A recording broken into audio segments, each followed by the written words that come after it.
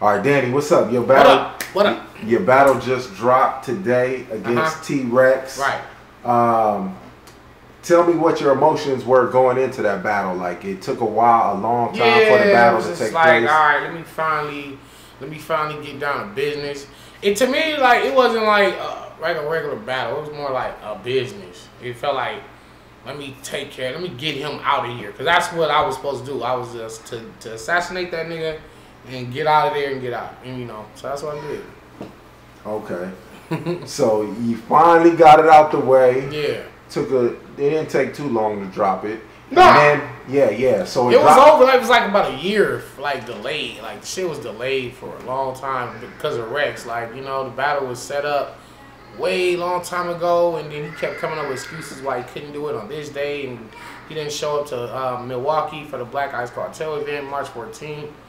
Claimed he was locked up, which I don't believe. I just felt like he wasn't prepared with the bars, and it wasn't fun to me. Like, it wasn't fun. First of all, I was in there against a hostile New York crowd. So, here's a West Coast guy on the New York stage in New York against a New York legend. Right. So it was like, damn, man, it's like, I got to be the sacrifice for the West Coast, because what it is like, I got to go in there and take all the punishment for the next wave of West Coast guys to be able to come to New York and actually get some love and respect. So it was like a sacrificial battle to me also, to me, to open the gates for the next younger generation of West Coast MCs. Right, okay. So now, being out there in front of their crowd and being able to watch the video, what do you think of the New York crowd? Were they receptive, or? Yeah, I mean, for the most part, no, because just to be fair, it was like, in the building, they really rocked with me. Like, a lot of people out, in the line earlier in the day before we even got in the venue, they was, oh, Rex gonna kill you, Rex gonna kill you. But a lot of them was like, yo, we here to see you. A lot of them. So it was 50-50. But at the end of the day, if you notice and pay close attention at the end of Rex's third round, they booed Rex. They booed him. See what I'm saying? So they even booed their own. So it's not like New York is 100% biased against whoever comes in there. They boo whoever. If you're bad, they're gonna let you know. Don't matter where you're from. They done boo Conceited. They done boo Charlie Clips. It's not like they just boo A Verb and they wasn't trying to fuck with me. They don't fuck with nobody. You know what I'm saying? That's a tough crowd. Yeah, it's a tough crowd. Harsh crowd, period. No matter who you are. Yeah, it goes back to the Showtime at the Apollo, way back in the days when we was watching Showtime at the Apollo. That's a tough crowd. New York is tough to please, man. Like, you can't go in there with no bullshit, because they gonna let you know. Right. You know what I mean? So they showed me love for the most part, but it could have been more love shown. But whatever. This is my first rep over there. I think on my next time they gonna really fuck with me. Right. And what was up with the audio? It seemed like the audio was a little lower. It actually did. It seemed like the audio was lower on the camera than what it was in the building. A lot of people pointed that out to me too. I mean, I didn't know. So it seemed like maybe there was some editing thing went down with the audio as far as on my part, where I was actually getting more love in the building than what was heard. So right, what was heard on the video. Yeah, but that's not to really start any it's conspiracies or shit. But I don't know, man. I know in the building what I heard versus what I seen on the actual video was quite different. And a lot of fans pointed that out too. Yeah, there was a lot of comments about that. Yeah, so hey, whatever. Anyway, Rex still lost. You know what I'm saying? It wasn't a pretty win. It wasn't one of my best battles, you know what I mean? But I got the job done. I felt like I definitely beat him 3-0 for sure.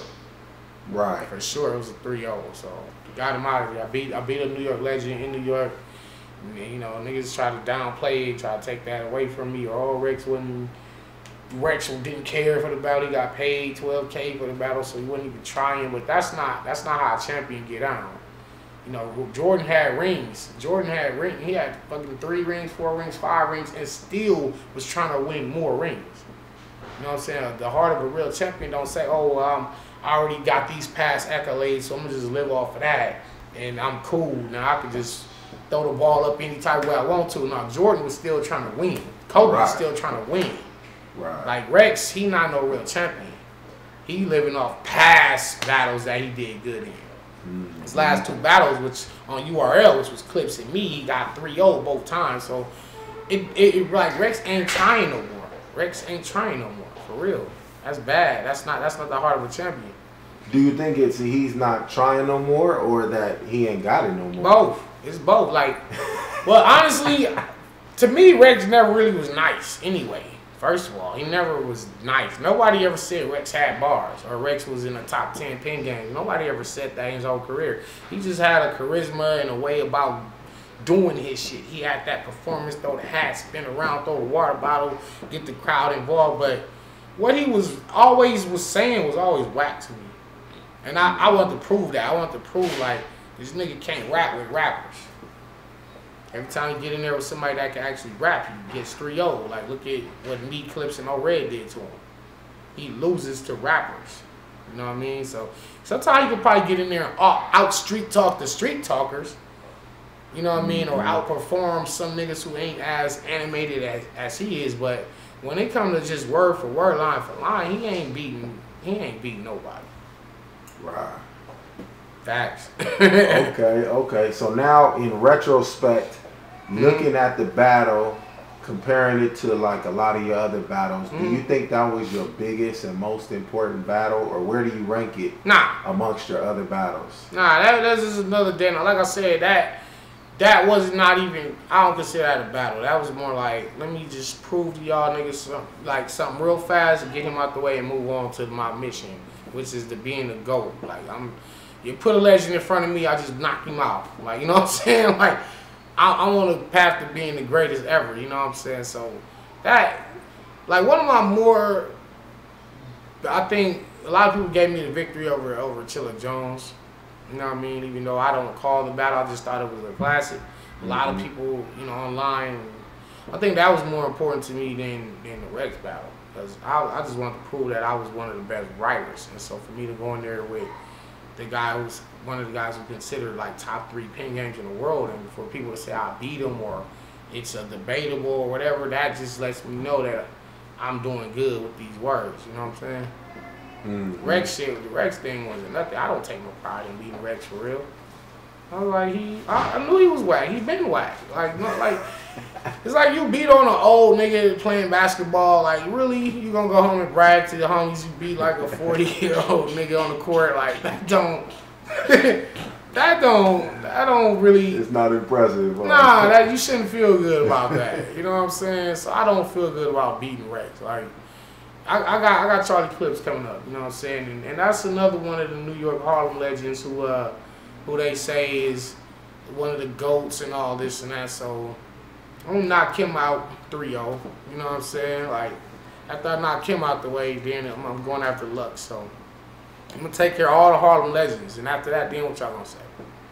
So that's your path to being the GOAT. You got Charlie Clips. Yeah, and then I got Clips. Then there's Daylyt. I'm on a pit stop is Daylyt, the best out of LA. Right. And he's considered one of the best writers, if not the best. You know what I mean? R&B told me that's gonna be on AHATCali. Yeah, man, we gonna set it up, man. We definitely getting that together for AHATCali. So so it's Clips, Daylyt, and then Loaded Lux. You know what I'm saying? After I beat them, it's like, then what? Now what y'all gonna say? Like, y'all finally gotta say, okay, Danny was the greatest battler ever. Cause I faced all the top writers. I faced Briggs Belvedere, Heartless, KG the Poet, Romnitty, Riggs, Mr. Mills, JC, Averb, Cortez, Danger Zone, Chilla Jones. The list goes on. I faced all the top writers that the game has to offer. So the last 2 were like Daylyt and Lux. So after that, then it's like I done cemented myself as one of the best ever. Yeah, for sure. Okay, back on the T-Rex battle. So looking at the whole battle from getting it planned, all the cancellations, changing the plans and all that stuff. Yeah. The bread and everything, it being in New York, the way the crowd responded, and and looking at the final product, do you think it was worth it in your overall goal? It seems like it is, because you know you're on your path to be the GOAT. You need to knock off the legends. But what's your opinion though? Right. Yeah.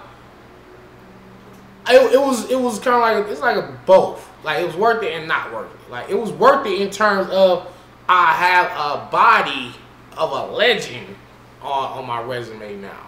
Right. You know what I'm saying? A lot of people consider Rex the GOAT, one of the four on the Mount Rushmore of New York and all this. So for me to have him a 3-0 on my record is pretty dope. You know what I'm saying? But in terms of, did he give me a performance worth the money that I gave him? Absolutely not. Like, did he give me a 12K? He didn't give me a 1K performance. Honestly, he didn't give me a. I mean, that performance, what he did was not worth $500. Straight up. I done seen niggas go in there and battle for free and did way better than that. I done been in a ring with niggas who got paid $500 and $600, $700 and did better against me than Rex did. So definitely he wasn't worth no 12K. I think just at the time when I booked it, he was actually trying to get like 15. And he was using the Total Slaughter thing and his upcoming Clips battle as bargaining chips. So it's like, yo, well, I'm on Total Slaughter. I'm killing shit right now. I'm the champion of Total Slaughter. I got Charlie Clips coming up. After that, I'm gonna be on Total Slaughter 2. So right now, my price is super high, and I'm asking for 5K a round. So we wound up managing to get it to 12, which he swindled me. He hustled me. It's like them Harlem niggas is slick, man. Like, ain't no shade to him. You know, get your bread, but I think he got 5K more than what he probably was worth. He probably should have got like 7 at the end of the day. Cause I mean, his regular price might be 6, 7, 8, around that area. So for him to get 12, that's kind of like he was overpaid, and then he was overpaid and underperformed. So I wouldn't say I was cheated. I just feel like he cheated the fans. Because I think if he had done like his A1 top level performance, then we could have had like a low-key classic. You know what I'm saying? So I just think he didn't perform well enough for the fans. And he could have did better for them. And his fans that was riding for him and wanted to see him go in there and kill me. So I think he let a lot of people down, but people always seem to give him a pass. And that's why I feel like a lot of people say, oh, that wasn't Danny's best performance, that wasn't Danny's best bars. I told people that they was going to see a different Danny, like a more personal Danny, more direct Danny.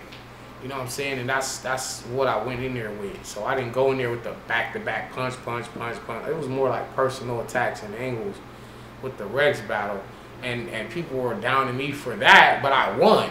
Like, people were down to me for winning, but not talking about Rex for losing. Like, this is the legend. Like, I was supposed to be the underdog. So I beat y'all legend 3-0, but y'all mad at me for winning, and want to say, oh, I won in ugly fashion. Like I said, sometimes LeBron might score 12 points in an ugly game and win, but it's still a win. Right. Sometimes a win is a win. I won in an ugly battle, but I still won 3-0. Okay. Considering this battle and all your other battles, do you think in the fans' eyes you're respected for being as good as you are, or you think you still need to prove a couple things to the fans, or do you think, because a lot of them do say you're one of the best out there? It's not like, I have a lot of right. Definitely, man. Shout out to all the fans that really pay attention and really been following me and following the art itself. A lot of people got me as one of the best. They got me as the GOAT. A lot of people in battlescene.net, shout out to them. Shout out to all of my fans on Twitter and Facebook. They're like, yo, Danny's the GOAT. What is y'all niggas talking about? Like, it's not even a conversation. But for the general, that's just like, I think that's just for the hardcore niche of fans that really dissect this shit, you know, word for word. But for the general casual fan, like, I'm just trash, or I'm just a regular ass nigga who just be, oh, it's overhyped, or I'm gassed and all this. And I'll say to them, like, in 2013, I was in the running for Battle of the Year, and I was barely edged out by Charlie Clips. That year I had dropped the Rum Nitty battle and the Mr. Mills battle like a week apart. Both considered classics to this day. And a lot of people consider me and Rum Nitty like one of the greatest battles of all time. That's a fact. And that was in 2013. That was like my rookie year, really, coming into, you know, YouTube era of battle raps. You know, starting from AHAT, working my way up to the other leagues. And so that year, you know, second place. 2014, I won Battle of the Year. You know what I mean? And now this year, I'm in the running again with me, Danger, and Chilla. So for me to come in 2013 and been 3 years in a row, like considered Battle of the Year, that just like, for anybody to say I'm trash or I'm just average, like that don't make sense. Right. An average nigga not finna be up. That's like a nigga winning MVP of the NBA 3 years in a row, and people saying, "Oh, he's overrated." It's not. It don't make sense. It's not possible to be overrated when you're actually putting in the work to get nominated for that. Right. So yeah, man. But you know, whatever. Niggas be hating, man. Right. Niggas be hating. Yeah, for sure. All right, well, let everybody know where they can hit you up online. Get at me, Facebook, Twitter, molotvmyers, Danny Myers, YouTube / Danny Myers, you know what I'm saying? So shout out to everybody out there, all the West Coast females that's on the rise. Shout out to all the West Coast homies on the rise, you know what I'm saying? It's a lot we got to fight for, and we still paving the way, and we going to keep going until they give us our respect. If they don't give it to us, we just going to take it, man. What's up? Don't try to joke. You're not in a disposition, but you'll be in a disposition when you see me in this position. I